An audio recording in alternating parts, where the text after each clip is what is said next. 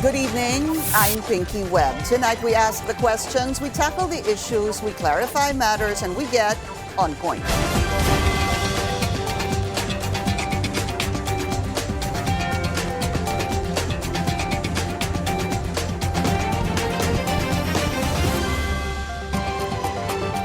Former President Rodrigo Duterte will face trial at the International Criminal Court. The ICC pretrial chamber has unanimously confirmed all charges of crimes against humanity tied to his bloody war on drugs. The ruling came just a day after new allegations surfaced against his daughter, Vice President Sara Duterte, over her alleged unexplained wealth. The former senator says he feels relieved and vindicated after years of raising concerns about the Dutertes. Let's get on point with former Senator Antonio Trillanes. Senator, good to have you again. Pleasure.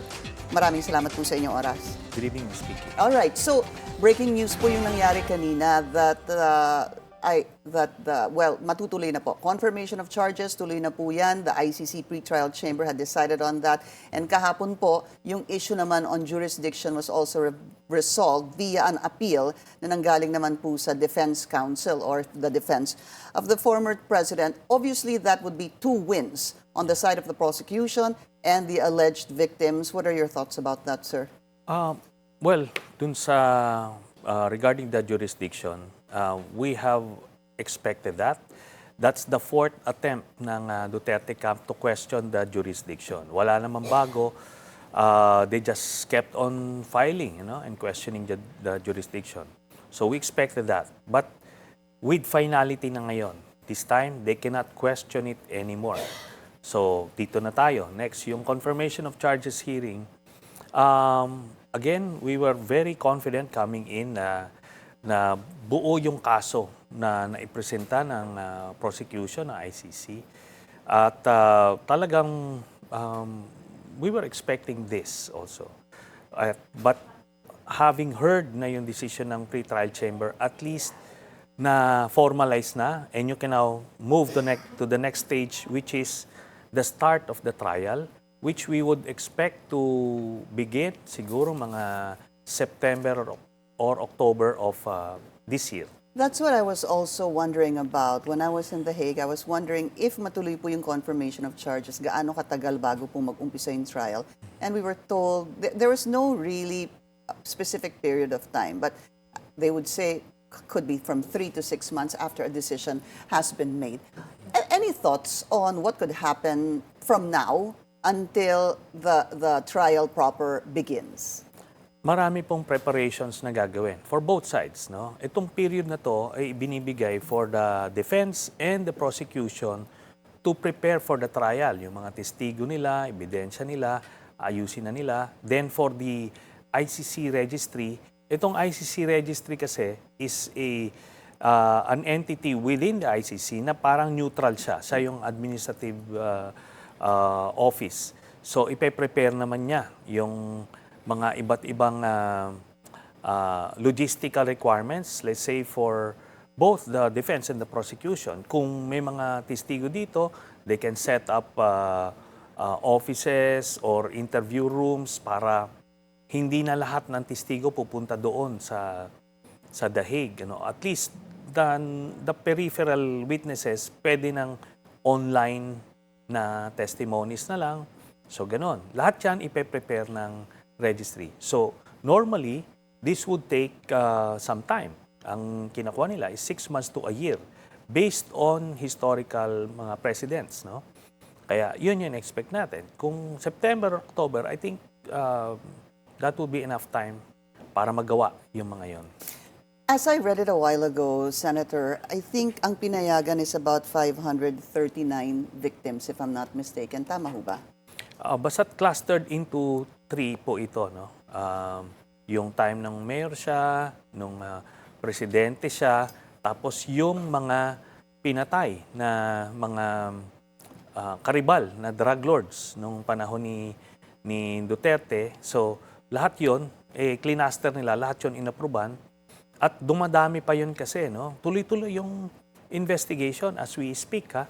Tuloy-tuloy yung pagkalap ng ebidensya at testigo ng ICC. Hindi sila nagpahinga. And kaya dadami pa yon. Doon sa confirmation of charges, the witnesses were not named. They were classified as P1, P2 ata, no? And so on. But nung pa lang, madami na po sila. Are you expecting, or would you even help facilitate, or has there been anyone seeking your help for possibly more witnesses to actually come out? As I have admitted since way back 2017, tumutulong po ako sa ICC pagkalap ng ebidensya at testigo. At tuloy-tuloy pa rin po ang aming pagkalap ng testigo at ebidensya. At pero hindi lahat po yan ay dumadaan sa akin. Meron din pong mga testigo at ebidensya dumadaan doon sa iba't ibang mga nagfa-facilitate nito. From their own independent investigation, kumbaga. No, lahat po ito coming from the Office of the Prosecutor. The OTP. So may mga investigador sila.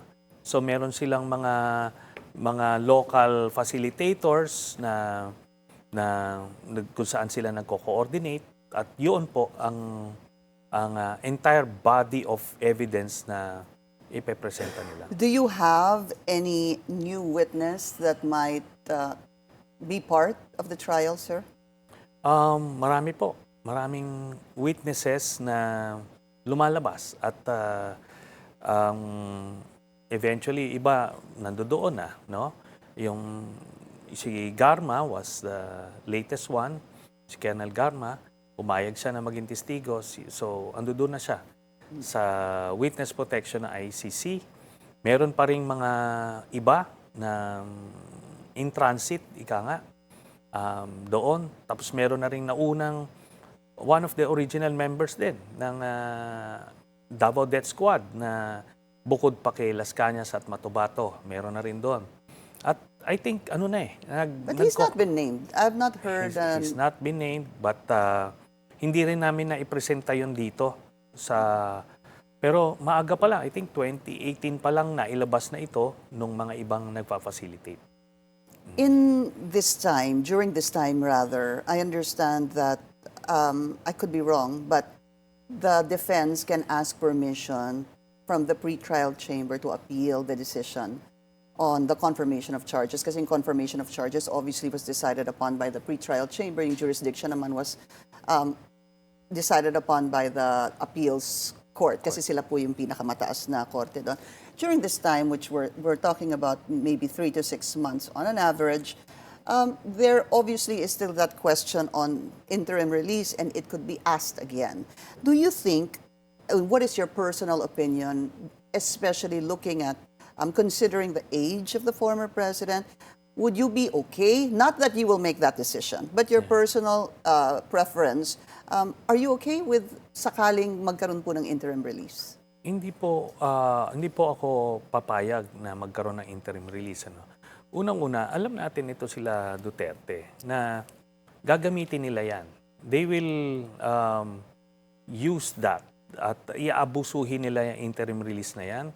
Na-imagine nyo dito sa sitwasyon natin sa Pilipinas, kung maibalik nila yan si Digong, gagamitin nila yan for a regime change na mga galaw para pagka nakuha nila yung poder, wala nang balikan yon. Alam din ng ICC yan na hindi nababalik si Digong kung marirelease nila. And yung age naman, may mas matanda pa sa kanya before na hindi naman ganyan binigyan ng ganyang mga pribilehiyo. At ang nabigyan lang ng interim release based on record or mga precedents sa ICC, ito yung mga mga obstruction of justice or minor cases lang. So yun Not po, crimes against humanity. Not crimes against humanity. Not even one na nagkaroon ng ganong pagpalaya. We are going to take a very short break. When we return, we'll talk about the hearing of the House Justice Committee that happened yesterday. The former senator was there, along with, of course, the BIR and Ombudsman Boying Remulla. But si Ombudsman po hindi nagsalita. Yung kanya pong, one of his members of the team was the one who spoke during the hearing yesterday. We're going to talk about that, but we need to take a very short break. We'll be right back.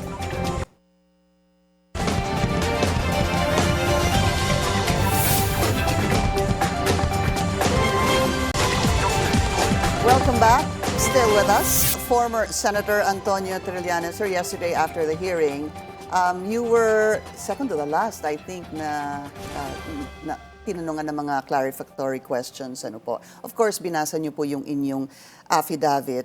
After that, I saw a couple of interviews from you. Ang sabi mo nga, you felt relieved, you felt vindicated dahil pinaglalaban mo pa itong supposed unexplained wealth o yung bank account. Way back 2016, naalala ko pa po yun sa BPI, sa Ortigas. How are you feeling now, a day after the hearing, sir? As I mentioned po, no, yung personal vindication is just secondary.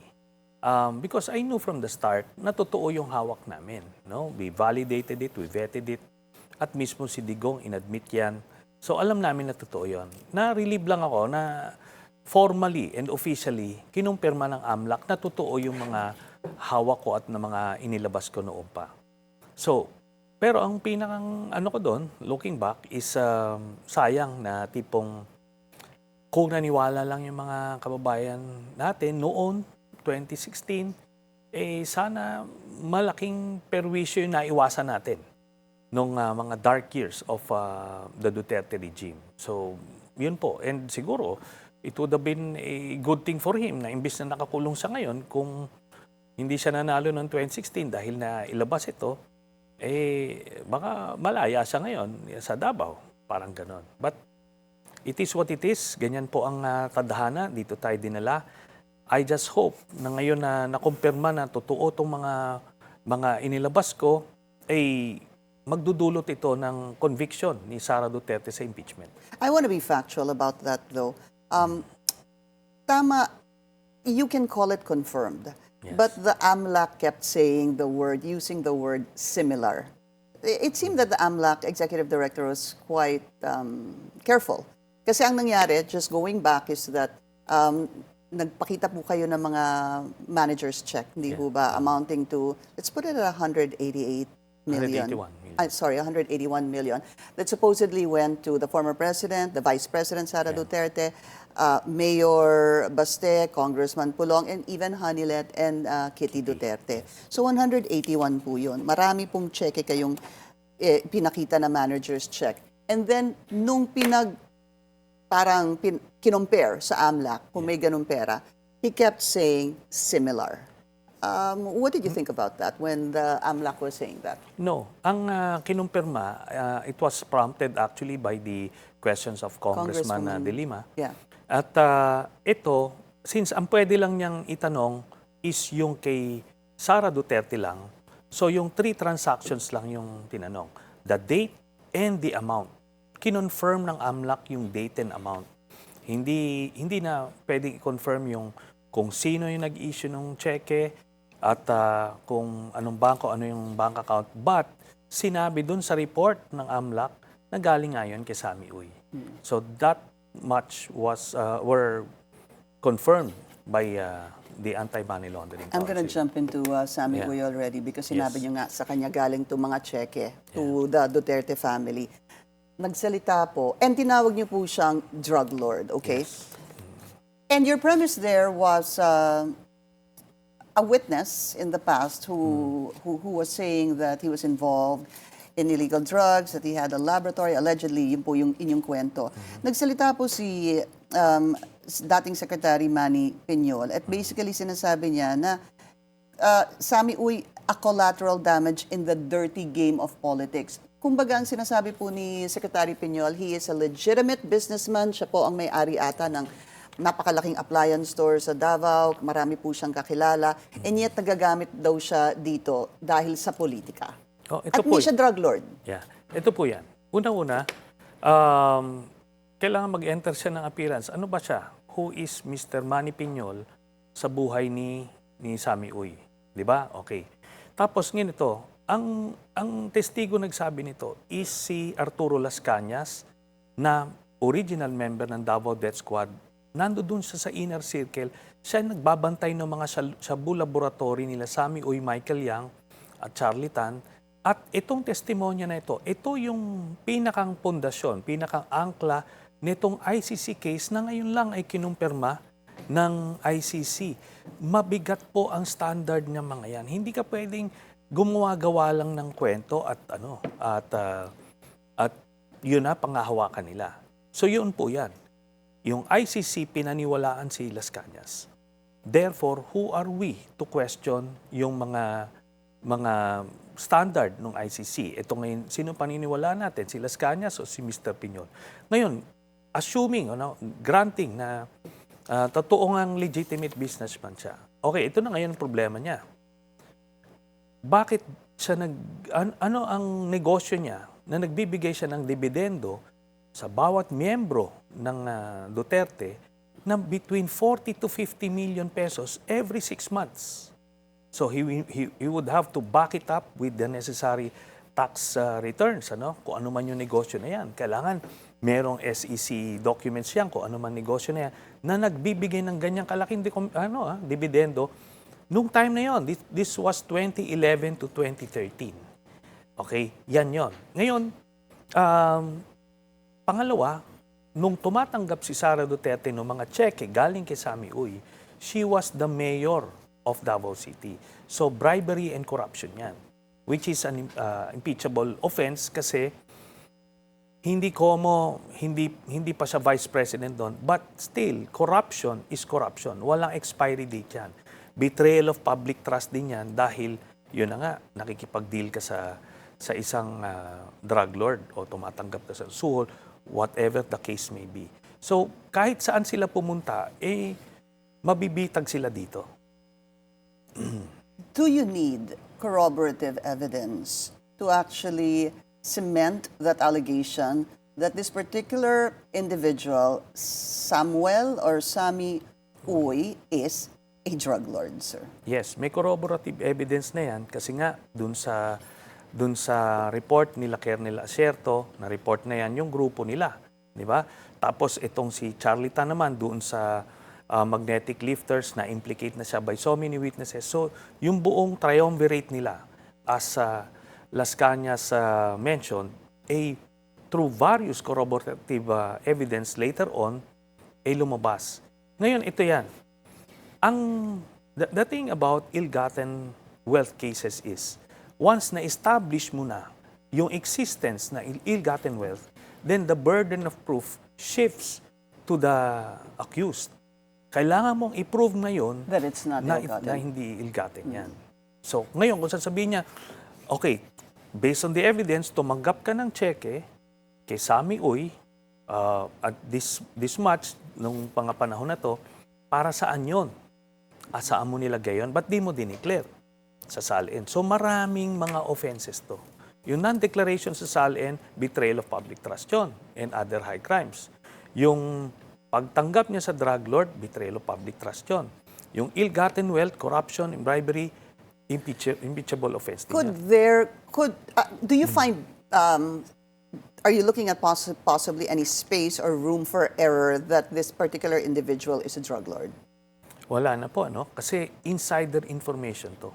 Kagaya ng mga ganitong klaseng mga krimen, yung mga murder, yung mga sindikato na gambling, mga gambling lords na kagaya na itong kay Atong Ang, di ba? Yung pagpatay, hindi mo kailangan ng mga dokumento rito, kailangan mo ng insider witness. At yung insider witness, yun yung mabigat. So in this case, itong sa drug cartel nila, insider yung nagsalita So ngayon, yun ang mabigat dito. Hindi ko naman kilala itong Sammy Uy from the start. Nakita ko lang ito dun sa affidavit ni Las Cañas na pinasa niya noong 2020. Then binalikan ko yung bank accounts ni Duterte. Kasi that's the first time I encountered itong Sammy Uy. So nung binabasa ko yung affidavit ni Las Cañas, doon ko nakita, teka muna, sino tong Sammy Uy na to? Pamilyar ito. Nakita ko ngayon doon sa bank accounts niya. Di nagtugma. Kasi ngayon, that's the only explanation Okay. Let's talk about just briefly yung sa AMLAC, sir, because we're running out of time. Over 6.7 billion movement of cash inflows and outflows. Yun po yung sinasabi ng AMLAC. Did you know about this too? Ang nakita po namin, yung inflow doon sa joint account ni Sara Duterte and ni Digong, ang total noon 2.4 billion, way back in 2016. Tapos meron din kaming set of documents na kay Sara Duterte lang and in joint account with Mads Carpio and the other members of the family, 111 million. So yun yung nakita namin noong 2016. Tapos pag tinitignan mo doon sa report ng AMLAC, pagka binawas mo yung inflow and outflow, ang net niya, 700 magsaswak siya plus. ng mga ganong amount. I think it was around, yeah. I could be mistaken though because there was a lot of numbers really na lumabas doon. Because of that, sir, sabi mo nga, this was something you wanted exposed since 2016. Do you think that even with this hearing and what was said or stated during the hearing, that will affect the popularity of the Vice President? I'm very sure about that. Kasi ganito po, no? Nung sa panahon kay Vice President Binay noon, ganyan din eh. Every hearing namin, bumababa yung kanyang rating until nag-collapse na totally nung lumabas na yung Hacienda Binay.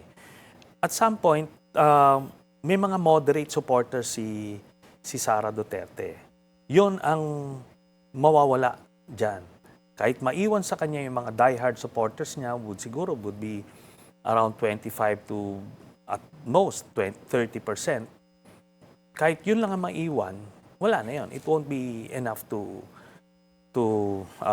make her a viable presidential candidate. And who do you think can beat her? Because I think you've already said that you're pushing for Senator Risa Ontiveros for president. Yes, I am pushing for Senator Risa based on her qualifications tsaka yung strength of character niya. Ngayon, yan, ano yan eh, magdedepende yan sa circumstances by next year. Kung ano itsura, di ba? Will Sara Duterte survive the impeachment? If she survives the impeachment, ano nang itsura nung numero niya by then? Or will that cause an opening of the field? Papalit ba si Baste? So, meron bang admin candidate na lalabas? So, marami pang variables. There's a lot of movements Yes. still. Yeah. It's still, well, the elections are still 2 years from now, but lots can happen. Just a thought on that, sir. How confident are you that she will be impeached in the House? And a follow-up, how confident are you that it will be confirmed by the Senate, sir? Oh. Okay, ang attitude ko po dyan is we will take it one day at a time. One step or one milestone at a time. So ito, nalabas na ito. Next step nito is yung decision ng committee. The next, yung transmission. Pagdating sa Senado, presentation ng evidence. Ako naman, ang having been there before no, as a senator judge, malawak ang konsiderasyon ng mga senator judges eh. The legal question, evidence-based. So meron bang ebidensya? Next is the political question. Ano ba ang pulso ng taong bayan? Okay? Pangatlo is the policy question. Ikabubuti ba ng bansa na matanggal sa pwesto si Sara Duterte o hindi? Yan yung mga konsiderasyon. And I'm confident na the senator judges will see the light and convict her in the end. What about political survival, sir? How much would that play in if it makes it to the Senate? Alam niyo po yung mga instincts ng mga senador na nandiyan dyan, yung political instincts sila, very sharp yan. Alam nila when it's time to jump ship, when it's time to kumbaga, hold the line or eventually just fence it. No? Alam nila yan. And palagay ko, pag naramdaman, pag nasinghot nila that the ship of Sara Duterte is about to sink, eh, mabilis magtalunan yan. All right. Former Senator Antonio Trillanes, sir. Maraming salamat po sa inyong oras. Again, pleasure to have you, sir. Salamat po. Thank you. That's On Point. Join us again tomorrow, 7:30 p.m. here on BNC, the Billionario News Channel. I'm Pinky Webb. Thank you for watching.